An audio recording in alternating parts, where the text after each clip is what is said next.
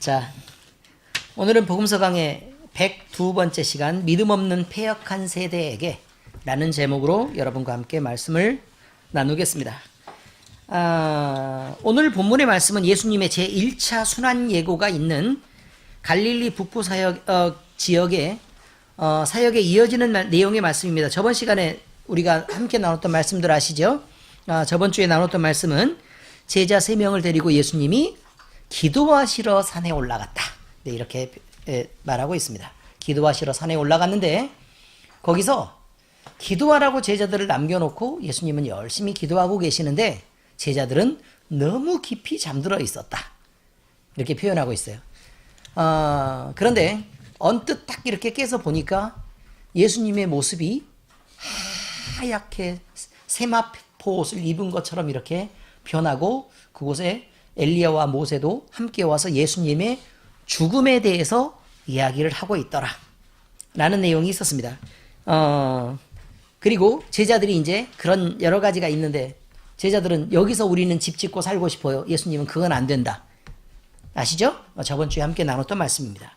그런데 이 변화산 사건이 일어나고 나서 예수님이 이제 날이 밝으면서 이제 내려오고 있습니다. 내려오는데 큰 무리들이 모여서 소동이 있는 것입니다.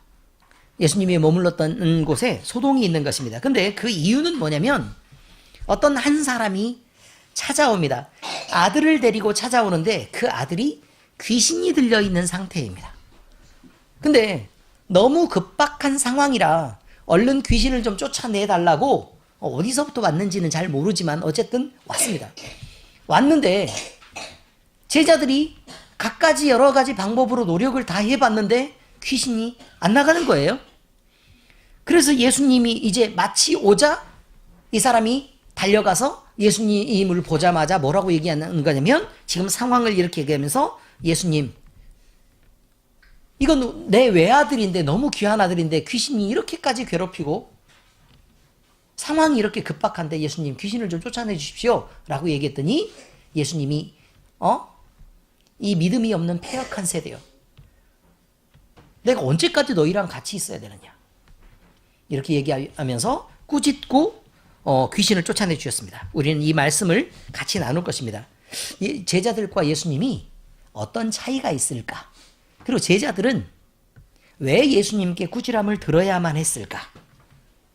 우리는 이 말씀과 무슨 연관이 있기에 이 말씀을 오늘 함께 나누려고 할까? 이런 부분에 대해서 우리가 같이 생각하고 또 만약에 우리에게 어떤 변화를 예수님이 요구하는 것이라면 우리는 마땅히 그 요구를 따라 변해가야 될 것이다 라고 지금 생각을 하는 것입니다. 말씀을 듣고 나누는 중에 많은 은혜가 있으시기를 예수님 이름으로 축원합니다. 자, 오늘 성경 말씀은요 이렇게 되어 있습니다. 이튿날 산에서 내려오시니 큰 무리가 맞을새 기다리고 있었다는 얘기죠. 기다리고 있었습니다. 무리 중에 한 사람이 소리질러 이르되 선생님 청컨대 내 아들을 돌보아 주옵소서 이는 내 외아들이니이다 라고 표현하고 있습니다. 그러니까 아들이 몇 명밖에 없다고요? 딱 한 명밖에 없습니다. 귀신이 그를 잡아 갑자기 부르짖게 하고 경련을 일으켜 거품을 흘리게 하며 몹시 상하게 하고야 겨우 떠나가나이다 이렇게 표현했어요. 여러분 이 사람이 지금 말을 바르게 하고 있을까요? 아니면 잘못하고 있을까요? 왜요? 네, 떠나갔다 그랬으니까 잘못하고 있죠. 떠나갔다 그러니까 잘못하고 있죠. 지금 문제는 뭐냐면 귀신이 그를 잡아라고 얘기하고 있는데 사실은 그를 잡아라고 얘기했으니까 그러면 잡는다는 얘기는 사람이 이렇게 있고 바깥쪽에서 이렇게 잡는 거예요. 안에 들어가서 잡는 건 아니잖아요. 어떤 의미인지 아시겠습니까? 그런데 어쨌든 경련을 일으키고 거품을 흘리게 하며 몹시 상하게 하고서 이렇게 옆에서 괴롭히는 걸로 생각을 하고 있는데 그거는 아닌 것처럼 보인다 그런 말이죠.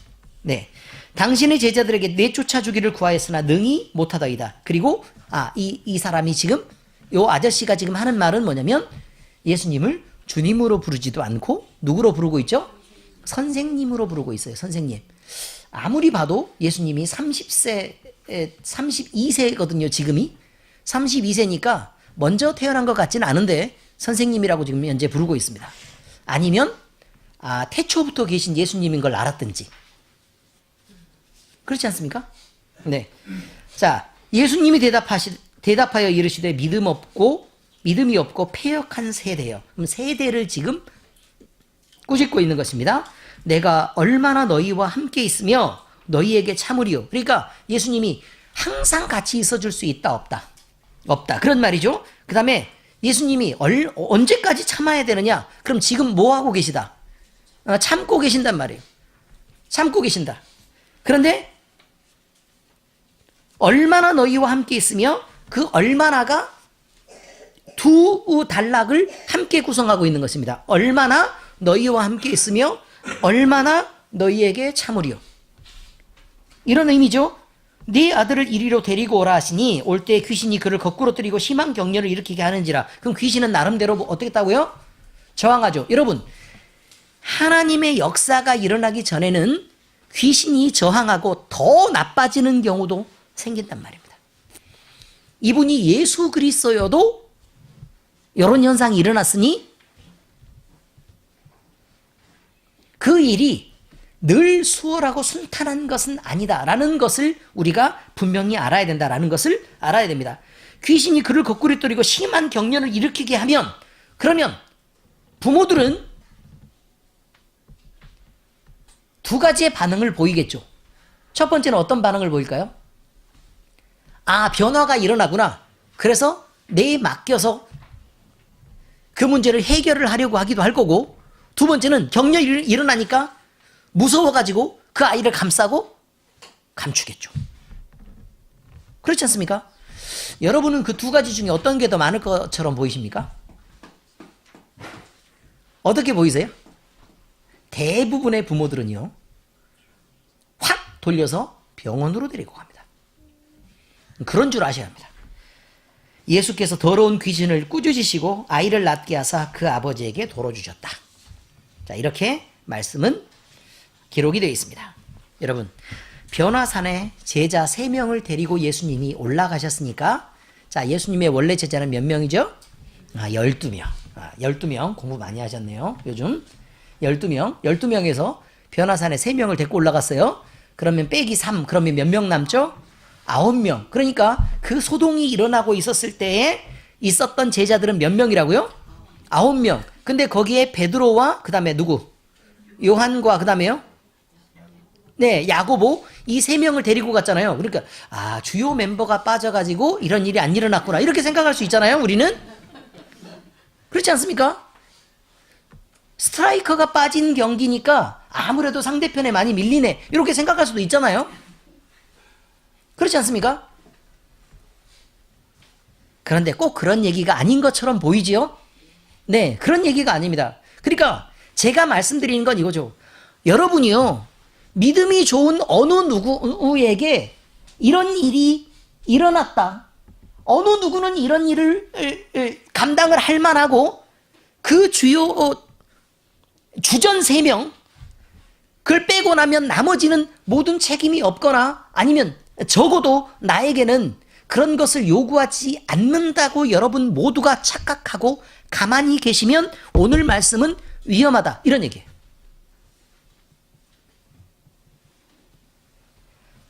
믿음이 있다고 생각하는 누구나, 믿음이 나는 너무 작아서, 아니면 또는 우리 이보영 집사님은 평생 동안 엄청 오랫동안 예수님을 믿었으니까 저분 손에서는 당연히 기적이 일어나야 맞지만, 나는 이제 교회 나온 지 몇 달 되도 않고 이제 새가정 교육을 간신히 통과했으니까 나에게는 예수님이 꾸지람 안 하겠지. 그렇지 않습니다.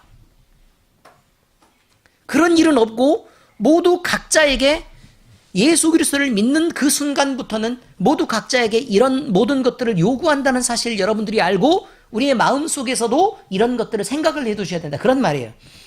자, 사정이 매우 다급한 사람이 자기 아들을 데리고 왔죠. 네, 그 사람의 아들은 이미 귀신이 들려 있었고 당장 고치지 않으면 안 되는 상황이에요. 근데 하필 그곳에는 예수님이 계시지 않았다, 이렇게 표현합니다. 그러니까 성경은 이게 중요한 거예요. 예수님이 계시지 않았다.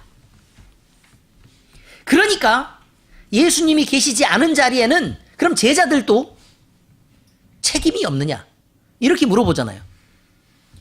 예수님은 기도하러 가셨고 거기에 남겨진 9 제자들이 있었는데 귀신 들린 아이는 단 한 명뿐이었습니다. 아버지는 그 외아들이 당한 그 상황이 너무 가슴이 아프고 안타까웠다. 그런 말이에요. 귀신은 이 아이에게 들어가 아무 곳에서나 거품 물고 쓰러지게 하고 몸을 크게 상하고 하고 막 소리를 내지르게 하고 거기 나와 있어요. 발작하게 하고 그랬단 말입니다.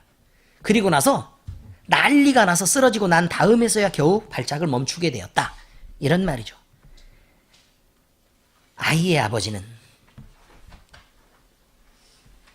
이 아이가 치료되는 게 무엇보다 급했을 것입니다. 그냥 그저 제자들은 귀신을 쫓아낸다, 한 사람이 치료된다, 이런 정도의 그냥 흔히 일어나는, 예수님과 함께 다니면 흔히 일어나는 한 가지 상황들 중 하나인 것처럼 느껴질지도 모르지만, 그러나 이 아버지에게 아들이란 단 하나뿐이고 너무너무 소중한 아들이라는 것을 이야기하고 있는 것입니다. 이런 상황을 전해들은 제자들은 자기들이 예수님과 함께 있을 때 보고 경험한 대로 이제 흉내를 내려고 합니다. 귀신을 쫓아보려고 애를 씁니다. 그런데 그들에게는 아무런 일도 일어나지 않았습니다. 이것은 제자들에게 예수님이 베푸신 기적은, 제자들이 보고 있을 때 예수님이 베푼 그 기적들은 예수님의 일이었지, 그리고 자기들은 아, 그런 일이 벌어졌네, 야, 완전 신기하다 라고 옆에서 그냥 간접적으로 경험한 것일 뿐 자기들의 일이 아니었기 때문에 그렇습니다. 내 일이 아니었단 말입니다. 기적의 현장에서 가장 흥미로운 방관자들이었던 이들은 그저 구경꾼일 뿐이었습니다. 가장 가까이에서 구경한 로얄석 구경꾼. 예수님이 돌아오시고 이제 아랫마을에서 일어났던 상황을 보게 되었습니다. 이 모습을 본 예수님은 믿음이 없고 패역한 세대여, 내가 얼마나 너희와 함께 있으며 너희에게 얼마만큼이나 참아야 되겠느냐 라고 얘기한단 말입니다. 어떻습니까? 우리는 어떻습니까? 우리 많은 기적의 현장에 있었던 우리는 과연 기적이 일어날 때 목사님이 기도하시고 또 하나님이 역사하시는 그 현장에 있는 여러분은 내 일이었습니까? 아니면 가장 흥미로운 방관자였습니까?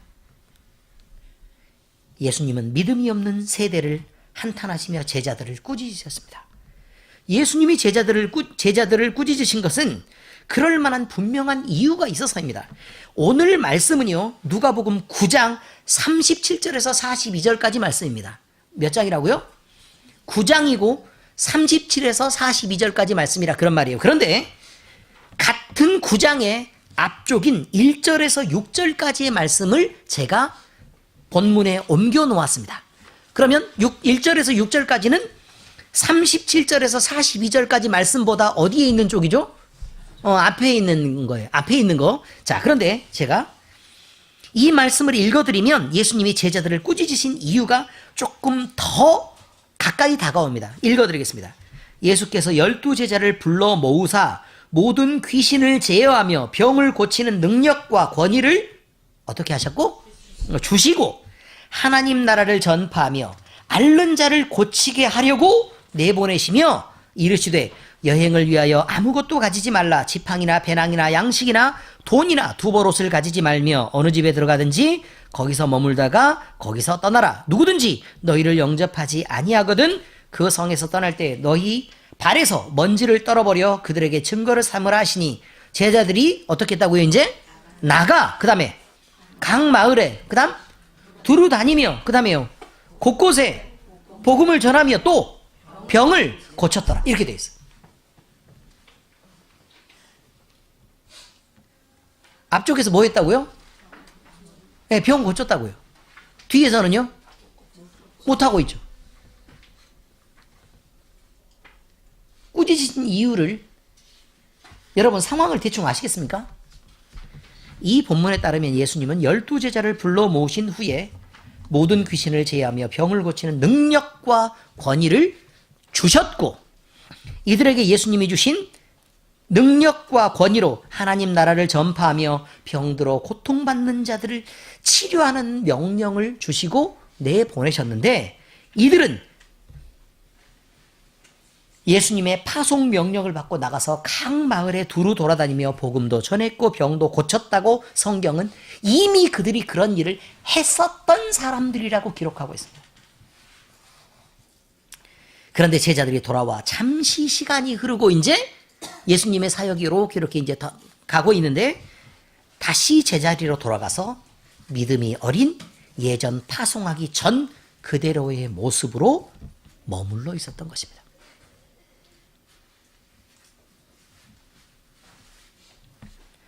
예수님은 스스로의 믿음을 점검하지 않고 예수님에게만 모든 일을 미루어 보이고 자신들에게 부여된 책임은 잊은 채 모든 손을 놓고 아무것도 하지 않으려는 제자들을 꾸짖으신 것입니다. 제가요, 기도 모임할 때 안 듣는 것 같지만 다 듣습니다. 한 가지 질문이 있습니다. 질문. 그 질문이 뭐냐면요, 우리의 삶의 모든 문제들을 하나님께 맡긴다는 의미가 무엇일까요? 내가 내 능력으로는 아무것도 할 수 없으니 예수님이 이 모든 문제를 맡아주셔야 합니다 라고 맡기는 믿음이란 어떤 믿음을 의미하는 걸까요? 지금 여기에서요, 우리는 이 믿음은 어떤 믿음이어야 하느냐라는 것을 분명히 얘기를 하고 있는 것입니다. 여러분, 예수님의 한탄은 그 내용을 자세히 살펴보아야 겨우 그 의미를 알 수 있는 것입니다.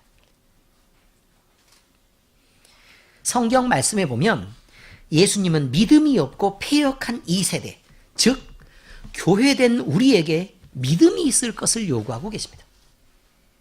믿음이 있어야 한다. 그러면 이 믿음이란 무엇인가? 제가 이 말씀을 드리기 전에 분명한 한 가지의 전제가 있습니다, 여러분. 여러분이 그걸 잊으실 것 같아서 미리 말씀을 드리는 겁니다. 미리 말씀을 드리는데 이거는 대전제입니다. 절대로 변하지 않는 큰 전제입니다. 하나님은 어떤 상황에서도 우리를 사랑하십니다. 하나님은 우리가 잘못하든 잘하든 간에 혼내시는 게 있어요. 그리고 은혜의 손길을 거두시는 게 있습니다. 그러나 이거는 수단이나 형식입니다. 대전제는 뭐냐면 하나님은 우리를 절대적인 사랑으로 사랑하시고 절대로 우리를 포기하지 않습니다. 때로 우리가 혼나고 있고 때로 우리가 좌절해서 넘어지는 상황이 있고 어쩌다가 기도를 받는데 막 불이 안 들어가서 내가 얼마나 잘못하고 하나님 앞에서 도대체 어떻게 서야 하느냐라는 고민을 많이 하게 하지만, 그러나 그것은요, 내 잘못을 느끼게 하고 하나님께 돌아오게 하기 위한 수단일 뿐이지 하나님은 우리를 절대로 포기하지 않는 사랑으로 지금도 뜨겁고 맹렬하게 사랑하고 계십니다. 그리고 그 사랑은, 한 번 주기로 작정한 그 사랑은 절대로 변하지 않습니다. 여러분, 하나님의 손길이 어쩌다가 조금 느슨하게 늦춰진 것 같아도요, 그러나 하나님은 더 넓은 둘레를 쳐서 우리가 잘 잡히지 않게 했을 뿐이지 하나님은 절대로 변하거나 여러분들을 절대로 포기하지 않습니다. 여러분은 어떤 상황에 있어도 하나님과 무관한 자가 아닙니다. 이런 대전제 속에 작은 말씀을 드리고 있는 것입니다. 하나님이 이렇게 혼내실 것이다 라고 얘기를 하는 것은 그 대전제 속에서 작은 일들을 말하고 있는 것입니다. 그것 때문에 두려워해서 하나님이 나를 떠나면 어떡하지? 하나님의 사랑이 나에게서 조금 이게 줄어들면 어떡하지? 라고 절대로 의심하실 필요가 없습니다. 아시겠습니까? 하나님은 여러분을 사랑하십니다. 이걸 잊지 않고 베이스의 사랑을 쫙 깐 상태에서 들으셔야 합니다. 안 그러면 오해하기 쉽습니다. 제가 분명히 말씀드렸습니다. 자, 다시 가도 괜찮나요? 다시 갈게요. 네. 말씀 계속하겠습니다. 예수님은 믿음이 없고 이 패역한 세대, 즉 교회된 우리들에게 믿음이 있을 것을 요구하십니다. 자, 여기서 말하는 믿음에 있을 것을 요구한다는 표현은 믿음의 양이 적거나 크기가 작은 것을 말하는 게 아니고 믿음이 있거나 없는 것을 말하는 것입니다. 믿음이 있는데 작은 믿음이다, 큰 믿음이다를 말하는 거거나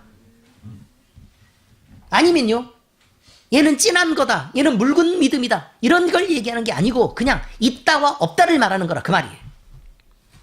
그리고 패역하다 라는 말은, 패역하다라는 말 뜻이 뭐냐면 사람이 사람으로서 마땅히 이 정도는 지켜야 되는 거 아니냐, 기본적인 이런 도리가 있는데 그것을 지키지 않고 도리에 어긋나고 순리를 지키지 않고 마땅히 해야 할 것을 하지 않는 그 불순종한 것을 의미할 때 패역하다라는 말을 말하고 있습니다. 그러니까 예수님이 믿음이 없는 패역한 세대여 라는 말은 믿음이 없단 말이고, 패역한 세대는 마땅히 너희들이 지켜야 될 기본적인 양심과 도리를 지키지 않는다라고 얘기하는 것입니다.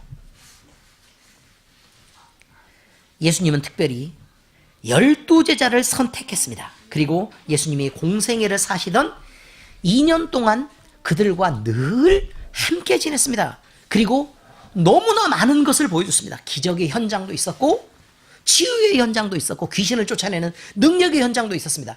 물론 예수님이 미움을 받고 자기들 때문에 고난받는 순간들도 있었습니다.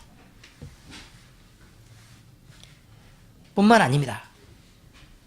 많은 말씀을 주셨고 그 말씀을 이해하지 못하는 제자들을 불러 모아놓고 그날 저녁에는 그 말씀을 풀어서 설명을 해주는 강론 시간도 있었습니다.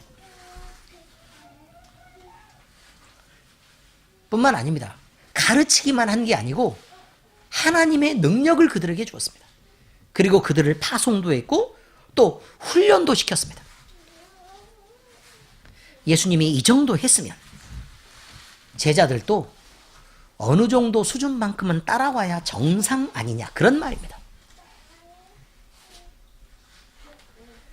그래야 하나님의 사역도 맡기고 또 가르친 보람도 있을 텐데 도무지 제자들은 어린 믿음의 자리에서 변할 생각을 도대체 안 하고 있다는 것입니다. 더군다나 예수님은 자기의 공생애가 몇 년인 걸 아시고 계시죠? 3년인 걸 아시는데 벌써 2년이나 지났습니다. 그럼 나머지 1년 동안은 순환받고 십자가 지고 막 이렇게 하고 가셔야 되는데, 그럼 제자들 가르칠 시간이 없잖아요. 이제 거의 다 끝나가고 있는 졸업반이란 말입니다, 지금. 그런데 아직 이러고 있으니까 얼마나 답답하겠냐, 그 말이에요.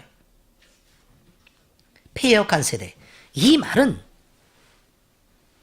제자들이 그 자리에서 너무나 오랫동안 머물러 있는 것을 말합니다. 원래대로 돌아가죠. 어쩌면 제 마음과 이렇게 같을지 모르겠습니다.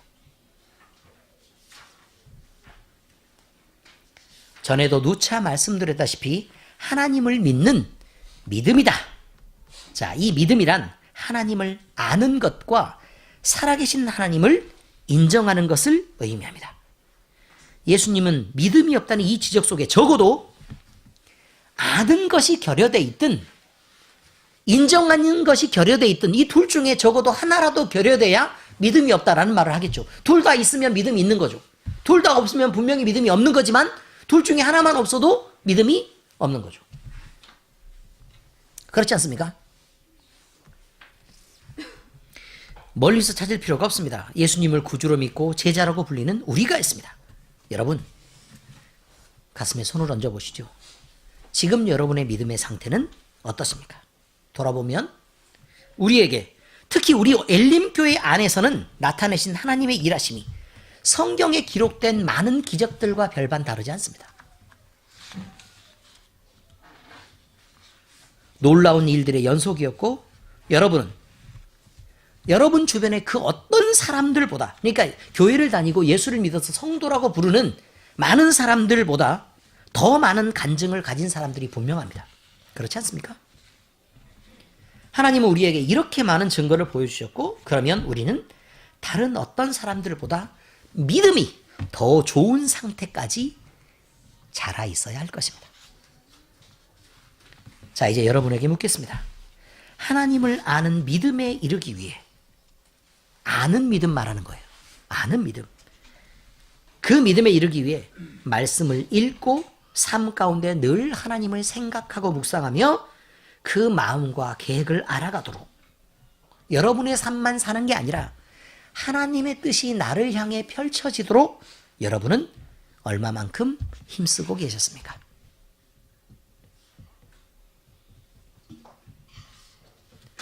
여러분은 하나님의 종으로서의 삶을 살고 계십니까? 아니면 여러분의 삶을 살고 계십니까? 여러분은 여러분 안에서 일하시는 하나님의 임재를 인정하고 마음의 중심 자리를 내어드리는 일에, 여러분이 하나님의 자녀로 하나님의 사역을 감당하는 종으로 살아가고 있다는 사실을 인정하는 일, 그리고 그 마음 중심에 하나님을 모시고 사는 일에 얼마만큼 여러분은 적극적이셨습니까? 하나님이 여러분을 먹이시고 입히시며 결국 살려내시고 구원하실 거라는 건 여러분의 인생을 사는 데서 결론 내어지는 것이 아니라 여러분이 주의 종으로 살아가는 것에서 결론되는 것입니다.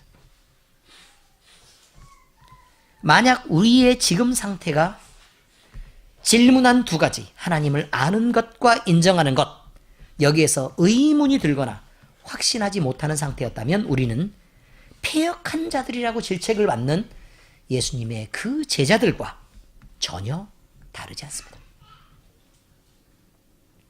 예수님은 말씀을 듣고 있는 우리에게 참 믿음을 점검하고 믿음을 가져야 한다, 없는 상태로 있어서는 안 된다라고 말하고 계시는 것입니다. 그런 진짜 믿음을 요구하고 계시는 것이죠. 자, 두 번째 이야기입니다. 예수님이 지적하신 믿음의 내용은요, 절대적인 신뢰와 적극적인 행동을 동시에 포함하고 있는 것입니다. 여러분, 이제 여기에 우리의 답답함이 있습니다. 아니, 모든 것을 맡기라면서요. 그렇지 않습니까? 그럼 모든 걸 맡겼으니까 그럼 내가 할 일이 없네 라고 여러분은 생각할지 모르지만, 그러면 지금 제가 말씀드린 두 가지 중에 하나만 생각하는 거예요. 절대적인 신뢰. 두 번째는 뭐라고 나와 있죠? 적극적인 행동입니다. 적극적인 행동. 제자들이 귀신을 쫓아내지 못한 것은 예수님을 아는 것과 예수님의 능력을 인정하는 데서 믿음이 없어서였습니다. 이렇게 예수님과 함께 있어도 그와 무관한 자들에게는, 함께 있지만 무관한 자들에게는 아무런 기적도, 어떠한 하나님의 역사도 일어나지 않습니다. 우리가 하나님의 능력 안에서 살고자 한다면 우리는 예수님을 절대적으로 신뢰하는 자리에 있어야 합니다. 우리가 꼭 예수님을 알아야 되는 것은 예수님을 반드시 알아야 돼요. 왜냐하면 예수님을 통해서만 우리가 죄의 짐을 벗을 수 있고, 예수님을 통해야만 우리가 그 죄의 문제를 해결받을 수 있으며, 예수님을 통해야만 그 재물이어야만 하나님과 화평할 수 있고, 그리고 예수님을 통해야만 하나님의 자녀라 인정받고 하나님의 소유가 되기 때문에 예수님을 통해야만 사탄이 그 잡은 손을 놓는 것이기 때문에 그렇습니다. 예수님이 아니면 사탄이 우리를 놓아줄 이유가 없습니다. 그 예수님을 의지함으로 우리가 마귀의 소유에서 벗어나 이제 하나님의 소유로 옮겨지는 것입니다. 그러니 예수님이 중요하죠. 그렇지 않습니까? 우리의 모든 기도는 이것을 전제로 해야 합니다. 자, 여러분, 기도를 할 때 하나님 저 이거 해주세요, 저거 해주세요 라고 얘기하고, 이렇게 되기를 원합니다. 저렇게 되기를 원합니다. 이런 문제를 살펴주세요. 라고 얘기하는 여러분의 전제 속에 지금 이 이야기 말이죠. 예수님이 우리의 죄를 위해 오셨고 예수님을 믿으면 우리의 죄짐을 예수 그리스도에 옮겨갈 수 있고 예수님이 돌아가심으로 그 죄의 짐을 벗기고 또 예수님의 그 돌아가심의 그 재물을 인해서 예수님의 피와 그 살을 태운 그 연기에 의해서 하나님은 화평의 제물로 받으시고 우리를 인정해 주시는 것이니까 여러분 모든 기도에 예수 그리스도로 가득 채우고 거기에다가 우리의 기도를 이렇게 스티커처럼 이렇게 붙여가지고 묻혀가지고 올려보내는 거예요. 우리의 기도가 주가 아니고요. 우리는 우리 안에 있는 예수 그리스도를 하나님 앞에서 드러내는 것입니다. 그게 기도입니다. 우리의 소원을 말하는 게 기도가 아니고 우리 안에 가득한 예수 그리스도를 이렇게 올려보내는 것입니다. 그리고 거기에다가 스티커를 붙이는 것입니다. 기도입니다. 그런데 우리의 모든 소원을 말하고 나는 예수 그리스도를 그저 믿고 있는 것에 불과하고 우리의 모든 순간에 그 예수 그리스도가 가득 차 있는 마음으로 우리가 하나님을 만나지 않는다면 그것은 우리가 기도하고 있는 게 아니고요. 그냥 우상 숭배하듯이 소원을 빌고 있는 것입니다. 기도는 하나님이 받으셔야 기도죠. 하나님이 받으시는 유일한 재물은 예수 그리스도 뿐입니다. 우리가 뭐 잘난 게 있다고, 뭐 귀한 게 있다고 우리 걸 그렇게 받으시겠어요? 이것을 담아내는 기도만 능력이 나타나는 것입니다. 그러니 결국 하나님 앞에서 예를 들어 평강이가 열이 나고 아파요. 내가 기도하면 안 낫죠. 왜요? 그냥 낫게 해달라고 기도하니까요. 어떻게 해야 되죠? 내 안에 가득 예수 그리스도를 먼저 확인을 하는 것입니다. 기도할 때는 그 작업이 먼저 있어야 돼요. 내 안에 가득한 예수 그리스도를 확인하는 작업이 먼저 있어야 된다고요. 그래야 그 다음에 기도가 있는 거예요. 하나님 이거 치료해 주세요. 아니요, 택도 없어요. 내 안에 분명하고 가득한 예수 그리스도를 확인한 다음 그리고 하나님 앞에 그 예수 그리스도를 올려드리면서 그런데요. 이 스티커도 같이 붙여드립니다. 하나님. 이것이 기도입니다. 귀신을 쫓아내는 일도. 말씀을 이해하고 여러분이 거룩한 구분된 삶을 사는 것도 모두 다 그 예수 그리스도로 가득해야 하는 그런 뜻입니다. 작은 소원 하나를 말하더라도 우리는 예수님의 모든 것을 담아서 드리는 그 기도를 드려야 합니다. 그래야 하나님 앞에 상달되는 의미 있는 기도가 되는 것입니다. 또한 예수님은 여러분 이런 생각을 한번 해볼 필요가 있어요. 자녀들은 엄마 아빠를 믿죠? 그렇지 않습니까? 근데 엄마 아빠가 예를 들어 너 이것 좀 하면서 좀 이렇게 네 미래를 위해서 이렇게 좀 해라. 예를 들어 보은이한테 보은아 그렇게 누워있지만 말고 응? 전화기만 쳐다보지 말고 공부를 좀 하지 라고 얘기를 했단 말이에요. 그럼 보은이가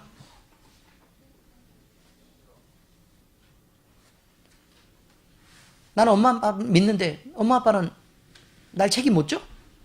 난 시집도 안 가고 엄마 아빠랑 같이 살 건데 라고 얘기를 하고 아무것도 안 하고 전화기만 쳐다보고 놀면 진짜 믿는 거 맞죠? 아니 부모님을 믿는 건 맞잖아요.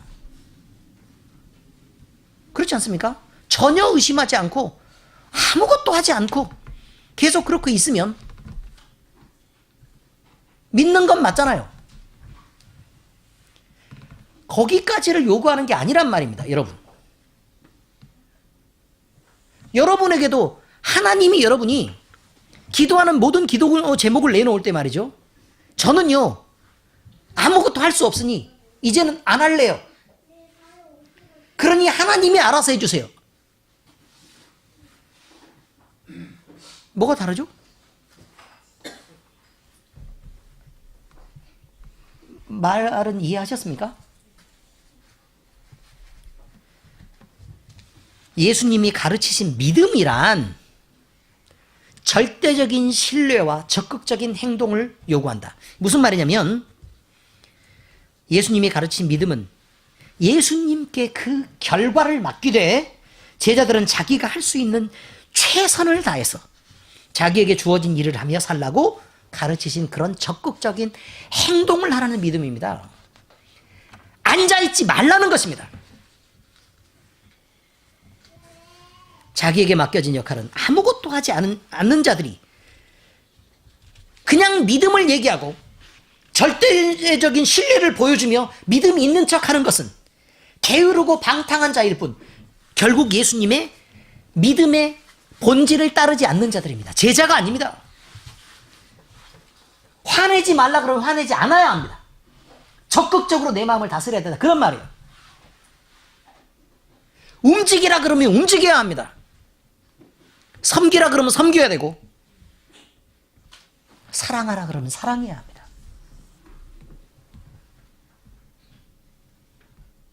용서하라 그러면 용서해야 합니다.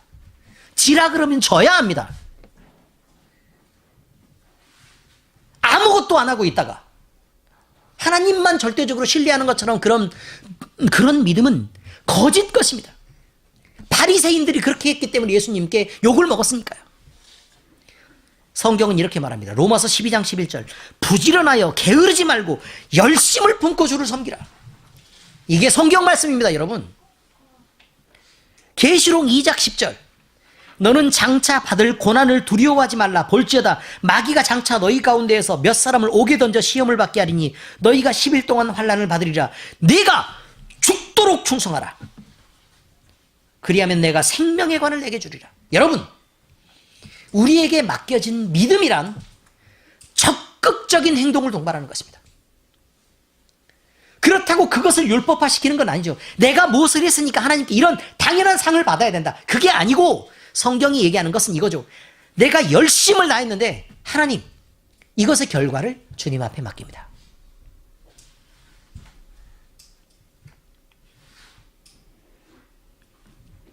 그렇습니다. 부지런하여 게으르지 말아야 합니다. 나태하지 않아야 합니다. 그리고 열심을 품고 주님을 섬겨야 합니다. 예수님을 가득 채우는 일에 절대로 옆 사람보다 뒤처져서는 안 됩니다.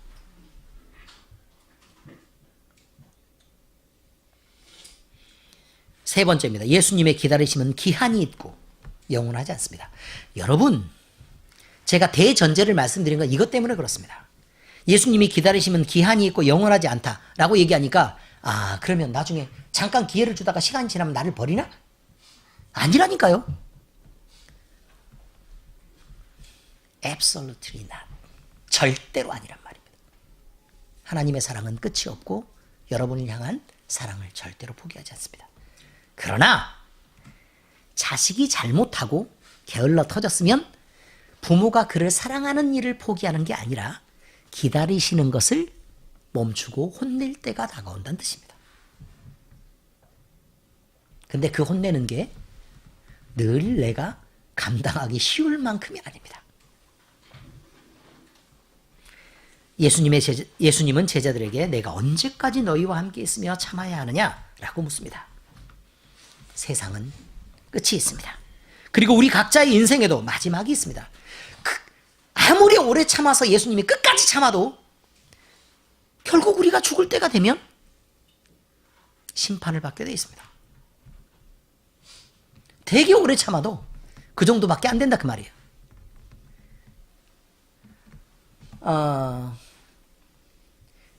그렇게 얘기를 하죠. 집사님, 저 남자하고 결혼한 적이 되게 오랜 시간이 흐른 것 같죠? 그렇습니까? 잠깐 시간이 지나면요, 금방 몇 년이 지나 있고 아이가 태어난 것 같은데 금방 어른이 되어 있고요, 결혼하겠다고 설치고 속을 새깁니다.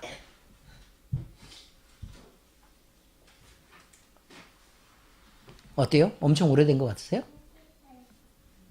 지나 그 꼬맹이였을 때하고 지금하고 차이가 없죠. 금방이에요. 부모는 느끼지도 못하는 사이에 그 시간이 지나버리고 없습니다.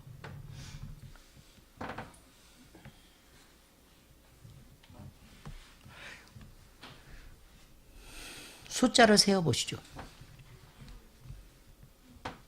우리 진아가 나에게 왔을 때의 시간과 그리고 그만큼의 시간이 다시 지나면 내가 몇 살이 돼 있는지 계산 한번 해보시란 말이에요.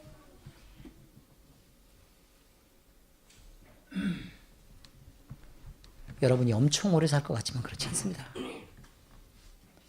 여러분 지금 당장 죽음을 준비해야 되는 상황입니다. 지금 당장 준비해야 돼요. 시간 지나면 금방 없습니다. 예수님의 긍휼하심이 영원하신 줄 알지만 예수님의 사랑을 알고도 그저 받기만 원하고 나태하여 제자 되기를 거부하는 자들에게, 다시 말해서 적극적인 행동을 수반하지 않는 자들에게는 그 기다림이 영원하지 않습니다. 우리의 하나님을 향한 태도가 예수님의 존재와 가치를 인정하는 것이어야, 다시 말씀드릴게요. 예수님이 계십니다. 하나님이 계시죠. 예수님이 계시고 우리가 있습니다. 우리의 삶이, 우리의 믿음이, 우리의 행동이 이 예수 그리스도를 인정하고 이 예수 그리스도를 반사시키는 것이어야 하나님이 우리를 인정하신다는 말입니다. 우리 마음대로 따로 살고 예수님 따로 있으면 우리가 믿음으로 사는 것처럼 보여도 우리는 예수님과 분리된 자들입니다. 우리의 삶의 태도가 예수님의 존재와 가치를 인정하고 내 안에 예수 그리스도가 있고 그 예수가 드러나는 것이어야 결국 하나님도 우리를 인정하고 그 은혜가 우리 안에 머무른다는 사실입니다. 저는요, 여러 번 말씀드렸지만 여러분의 편입니다. 누구 편이라고요? 우리 편이에요, 우리 편. 그래서 지금 여러분의 편을 들고 여러분을 혼내려고 하는 게 아니라 좋은 작전을 지금 설명하고 있는 것입니다. 나아지도록, 회복되도록. 그러므로 사랑을 알고도 이용이라 하려는 자들에게 하나님은 예수님의 이름을 더럽힌 죄에 대한 맹렬한 진노와 불의 뜨거움을 그에게 쏟아부을 것입니다. 우리는 그것을 피하자고 하는 것입니다. 왜요? 같은 편이니까. 이제 우리는 말씀을 들은 대로 우리의 믿음을 점검해야 합니다. 교회된 우리들은 예수님을 아는 믿음과 그를 인정하고 신뢰하는 믿음이 있는지를 점검해야 합니다. 그래서 날마다 우리 믿음이 더 자라가도록 노력해야 됩니다.